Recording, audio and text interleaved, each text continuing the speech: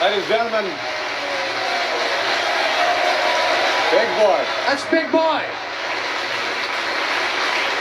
I'm happy to announce that now everyone is present and accounted for. Our first guest is an Emmy Award-winning actor, just won Sunday night, and the star of a new CBS series which premiered earlier this evening entitled The Handler. Ladies and gentlemen, here's Joe Pantoliano.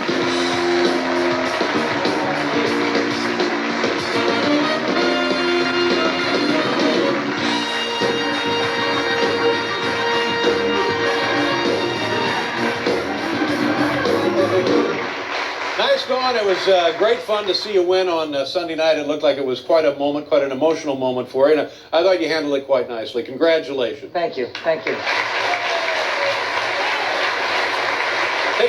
Take us through the event, because you're sitting there and they put up your picture and everybody else's picture, and regardless of what happens, you got to keep smiling. And it's a bit of a tough moment. I decided I wasn't going to smile. If I lost, I wasn't going to smile. And I didn't think I was going to win. But now, you know, the truth is the only reason why I won is because they stuck my head in a bowling bag. You think that's it? Yeah, and my head has a 182 average. Wow, I didn't realize that. Tell the folks about the show that premiered earlier here tonight on CBS. It's The Handler. You're the handler. What do you handle? I handle other FBI agents, and I create scenarios, sting operations to get the bad guy. The funny thing is, the first 2 decades of my life, the FBI was putting part of my family in prison. Is that right? So now I get a free ride.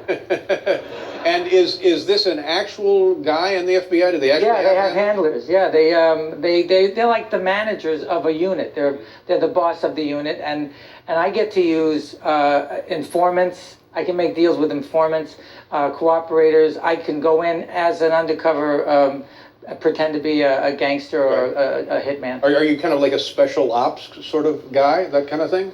Sort of, but it's not as high-techy as a lot of the other shows we see on TV. It's kind of, it's realer, and there's a lot of humor in it sometimes, but it's really a drama. And did you do actual research with the FBI for this? Yeah, I went to Quantico, and I met them, and it was very informative, and I you know, it was like a lot of the times you go and you do a lot of research, but from my father getting arrested all those years, it was easy for me to pick up on it.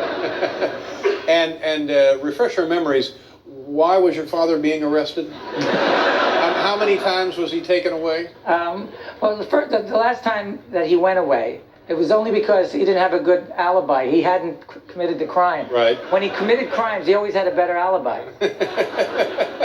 And what was the alleged crime? The alleged crime was something, hijacking the Hoboken ferry. 175 counts of kidnapping. Oh, I see. I think I remember that story. Yeah. You're telling us about that. And now you grew up over there in Hoboken, right? Yes, sir. And of course, sure. Legendary folks have come from that community. Yeah. Frank Sinatra. Frank Sinatra, who I never met. You never met Frank? I saw him once. My friend Chaz Palminteri met him and said that he had a dear friend from Hoboken. And Frank said, big effing deal. But then he said, no, who is it? And he said, it was me. And he says, I know that kid. He said, the poor SOB will never be the most famous guy from Hoboken. Yeah. But that's not too bad coming from Frank Sinatra. Yeah, I think I took it as a compliment. When you were growing up, did you know people who were in film and television? No, not at all. The closest I ever got to it, they made that movie On the Waterfront in Hoboken, and my dad would watch, and my uncles were extras, and he came home and would tell me tales of watching Marlon Brando coming out of a big limousine, a guy from Oklahoma pretending he was from Hoboken, watching a guy get beat up, and then they put Brando in there and they'd pour chocolate syrup all over him because it was in black and white, and that's what they used, chocolate syrup. For blood. And he said, you know, you can make a lot of money lying, and you come from a long line of bullshit artists, so you should be all right. So your father was actually encouraging. He encouraged me, yeah. And what turned out to be... Now I won an Emmy. Yeah.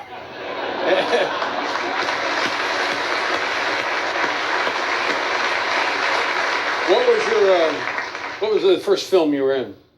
The first film I ever did, I was an extra. The late Charles Bronson movie, The Valachi Papers. And I went to work, and it was winter time. And so we were on the bus waiting to do the shot. And an older guy who was an extra had a heart attack. Oh, my God. And I gave him CPR, and we took him to the hospital where they pronounced him dead. And it was I was very dramatic for me. It was my first day in show business. I think so, and yeah. And the wardrobe people came, and they said, "How is he?" And the doctor shook his head. He didn't make it. And they said, "Oh, that's terrible, but we need his wardrobe back." and I knew Hollywood was for me right there. We got to have the costume. So the handler is now on Fridays. What time in the evening is the handler on? 10 p.m. 10 p.m. Oh, Yeah. That's great. That's fantastic. Are you excited about the show? Yes, I am. How many have you done so far? We've done, I think, 8. 8. Good for you. And well, continued. I hope it's a big success for you. I'm hoping to be CBS's Friday Night Golden Boy. Well, I hope you are as well. Congratulations. Nice to see you. Thank you. Joe Pantoliano, everybody. We'll be right back with Kevin Nealon.